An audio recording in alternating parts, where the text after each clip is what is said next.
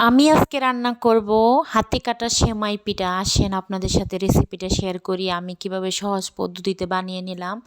এই দেখেন আমি এখানে কালি জিরা মানে একদম যেটা চিনি গুঁড়া চাল সেটা নিয়ে নিলাম 1 কাপ নিয়ে এতে পানি দিয়ে ভিজিয়ে রাখলাম। ভিজিয়ে রেখে তারপর এখানে একটা ব্লেন্ডারের জার নিয়ে নিলাম। ব্লেন্ডারের জারের মধ্যে দিয়ে এটা আমি গুঁড়ো করে নিব। আমি একদম নতুনভাবে বানাবো, কোনো কিছু পুরনো চালের আটা দিয়ে বানাবো না। অনেক মজা হয় কিন্তু এভাবে বানালে। তারপরে আমি 1 কাপ আটার জন্যে 1 কাপই পানি নিলাম, কারণ এটা ভিজা চালের আটা। তারপরে আটাটা আমি এখানে ভালোভাবে সিদ্ধ করে নিলাম। এখানে কিন্তু আমি একদম ডেকে 10 মিনিট রাইখা দিব।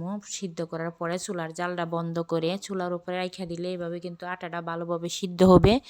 তার ফলে কিন্তু পিঠাটা বানাইতে অনেক সুন্দর হবে, পিঠাটা রান্না করলেও ভাঙবে না। আর ফাঁকে কিন্তু আমি আটাটা নামিয়ে দুধ জাল করতে দিয়ে দিলাম। দিয়ে কিন্তু গরম থাকতেই আমি একটা স্টিলের গ্লাস নিয়ে আটাটা এখানে একদম ডলে ডলে একদম মথে নিলাম, কারণ এটা গরম অবস্থা যত বেশি ডলতে পারবেন এতই বেশি ভালো হইবে। তারপরে এখানে দেখেন একদম লতির মতো কইরা লম্বা লম্বা কইরা বানিয়ে নিলাম। লতির মতো কইরা লম্বা লম্বা কইরা বানানোর পরে একদম বেশি কইরা বানিয়ে একবারে জমায়ে নিব। তারপরে দেখেন পিঠা কাটা শুরু দিলাম। পিঠা কাটা শুরু দিলাম। তারপরে পিঠা কাটতে কাটতে কাটতে কাটতে যখন শেষ হয়ে যাবে তখন কিন্তু আমি এটা রান্না করতে যাব। এভাবে আমি কিন্তু এত বেশিটা পারি না, কিন্তু মাশাআল্লাহ আল্লাহর রহমতে যেটুকু পারি এটুকুই আলহামদুলিল্লাহ।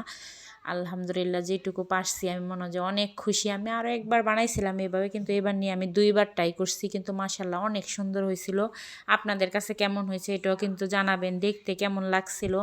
তারপরে এখানে কিন্তু একদম অরিজিনাল গুড় আছে না, সেটা দিয়ে দিলাম। এটা কিন্তু আমার শ্বশুরবাড়ির একদম হাতে নিজের হাতে বানানো অরিজিনাল গুড়। দেখেন দুধের একদম গরম টকবকা দুধের মধ্যে দিছি, তারপরও কিন্তু গুড়টা কাটে না, দুধটা কাটে নাই।